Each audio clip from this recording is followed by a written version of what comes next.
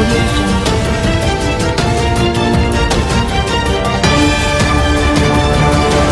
आपण पाहता GS9 news Marathi channel व सिल्लोड एक्सप्रेस न्यूजपेपर मध्ये आपलं स्वागत आहे। सत्य, स्पष्ट आणि निर्भीड पत्रकारितेचा विश्वास।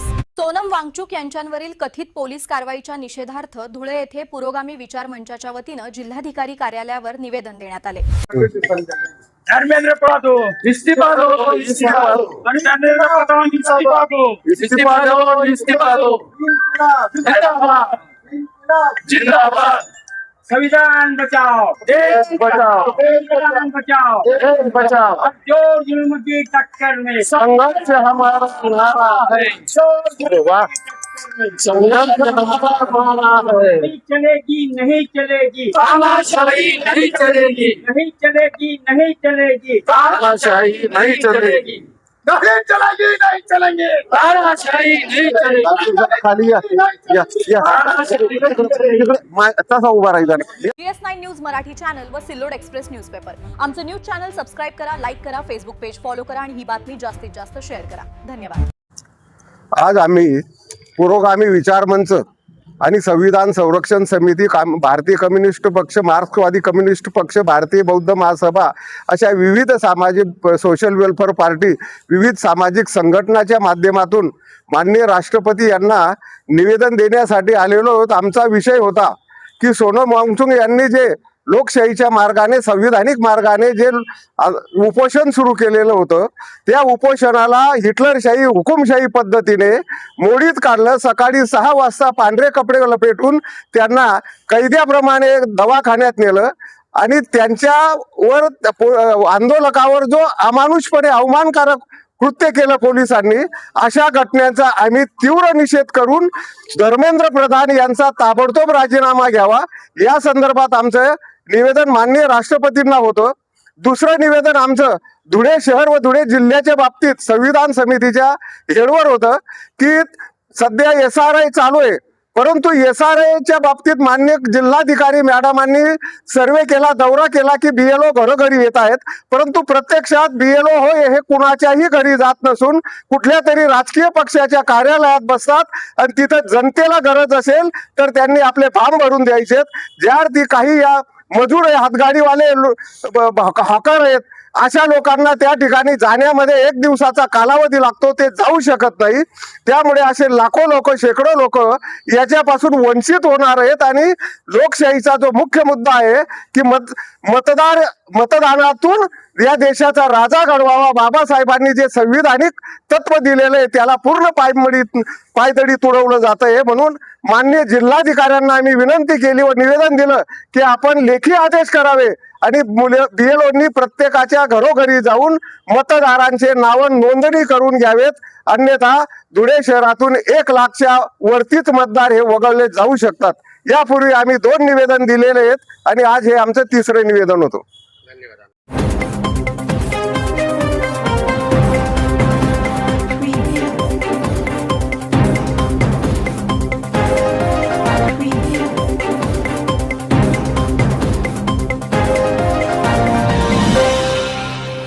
गोराणे म्हणाले की समाजातील अंधश्रद्धा आणि भोंदूगिरीला आळा बसवण्यासाठी प्रत्येक नागरिकांमध्ये वैज्ञानिक दृष्टिकोन विकसित होणं अत्यंत आवश्यक आहे। त्यांना म्हटलं पाणी पिऊन दाखवा, त्यांना जरा शंका आली या पाण्यात काय आहे का काय, म्हणून मी पिऊन घेतलं। पण मी अगोदर त्यांना प्यायला लावलं आणि तेव्हा पाणी असताना तुमचं सगळ्यांचं लक्ष त्यांच्याकडे होतं। तोपर्यंत मी इकडे झाकणामध्ये माझ्याजवळ एक कॅल्शियम कार्बाईडचा खडा आहे, तो बरोबर झाकणात बसल्याच मापाचा आहे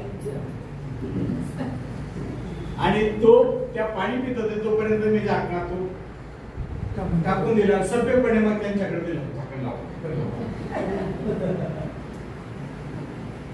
आणि ताईकडे पिटी दिली। कॅल्शियम कार्बाईड पाण्यात पडल्यावर अर्धा मंडळी असल्यामुळे त्यांना आपण म्हणजे मॅन्युअलीच ते भरण्यासाठी आपण हे करू, BLOकडे दिलं तर बरं होईल, कारण त्यांच्याही शंका राहणार नाही त्या बाबतीत आणि आपल्याला ते करता येईल। तर मग जर त्यांचं 2 मध्ये जर त्यांचं नाव नसेल तर राईट कॉलम आपल्याला भरायचं, मग त्यांना लेफ्टवाला कॉलम भरायचा नाही आहे। म्हणजे एक सिंपल गोष्ट आहे, तुमचं जर नाव 2 च्या आधीत असेल तर लेफ्ट टॉप साईडचा जो कॉलम आहे तो तुम्हाला भरायचा आहे बस. आणि राईटचा तुम्हाला भरायचा नाही.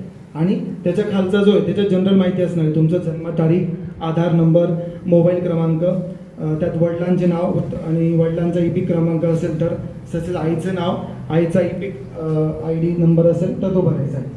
ई-पिक ID अवेलेबल असेल तर भरायचं आहे. बऱ्यापैकी आता काही म्हणजे तुमच्या वडिलांचं आजोबा नसेल तर काही, पण त्यांचं नाव आणि ते करायचं का, जेणेकरून ते तिकडे आपलं मॅपिंग प्रॉपर होईल यासाठी. म्हणजे पहिला ऑप्शन जो आपला तुम्हाला लक्षात, कोटी रुपयाचा पैसा खर्च होतोय तिथं. तो पैसा कोणाचा आहे? शासन म्हणजे कोण? आपला पैसा आहे तो. त्यांचं काय म्हणत आहे, केवळ शाळा शिकवणे नव्हे. मी शिक्षक होतो, प्राचार्य होतो, आणि म्हणून मी आपल्याला विनंती करतो की ते समजावून घ्या.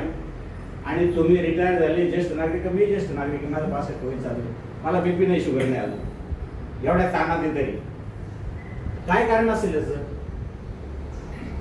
मला आता म्हटलं झोपा 5 मिनिटात मी झोप लागेल. मला कसं काय होतंय असं? एका चांगल्या माणसाच्या सहवासामध्ये आयुष्य गेलं. आम्हाला लाभ नाही ना, कोणाचा लोभ नाही ना, भीती नाही ना. आम्ही जे बोलतो ते उघड आहे. तुमच्या हातात शस्त्र आहे, मारा आम्हाला. आम्ही नाही मारा, आम्ही हात जोडतो. हा देश या संस्कृतीतला आहे. माहीत नसेल तर माहीत करून घ्या. कोणीतरी तलवार घेऊन आलाय बघा, अजिबात नाही. छत्रपती शिवाजी महाराज तलवार चालवली, ती शत्रूवर चालवली. तो जो शत्रू आमच्या सामान्य माणसाला जगणं हैराणी करीत होता, रयतेसाठी लढले, रयतेच्या सुखासाठी लढले. हे सगळं शिक्षकांना मग ते सांगून आलो. गवताच्या काडीची काळजी करणारा राजा, ज्याला राजा म्हणतात, तो म्हणून लोकांच्या मनामध्ये आजही आयलन कायम राहील. ज्यांचा हा देश कोणी नाही करू शकत असत. आणि म्हणून हा आदर्श आहे आपला. या बोंदगिरीला प्रसार करावा असं नमूद आहे. तेव्हा तुम्हाला भाग 4 म्हणजे भारतीय राज्यघटनेमध्ये भाग 4 51 कलमामध्ये विज्ञाननिष्ठ दृष्टिकोन, मानवतावाद, शोधक बुद्धी आणि सुधारणावाद यांचा विकास करणे असं वाक्य 7 नंबरला आहे. एकूण 11 मूलभूत कर्तव्य. अभ्यासाशिवाय आपण बोलायचं नाही. आम्हाला माहिती आहे हे क्षेत्र मी जे आम्ही काम करतो ते अतिशय संवेदनशील आहे, अतिशय जबाबदारीचं आहे, अतिशय जोखमीचं आहे. जीवन मरणाचा प्रश्न आहे. व्यक्ती, कुटुंब आणि समाज. सकाळी उठल्याबरोबर राशी भविष्य पहा. 4 पेपर समोर ठेवा. 4ही पेपरमध्ये भलतंच काहीतरी सांगितलं त्या राशीचं. असं बोललं का? आणि जगभर पाहतात लोक भविष्य. तुमच्याच कुशाल काही धर्माला लावून घेतात. काय धर्माचा संबंध?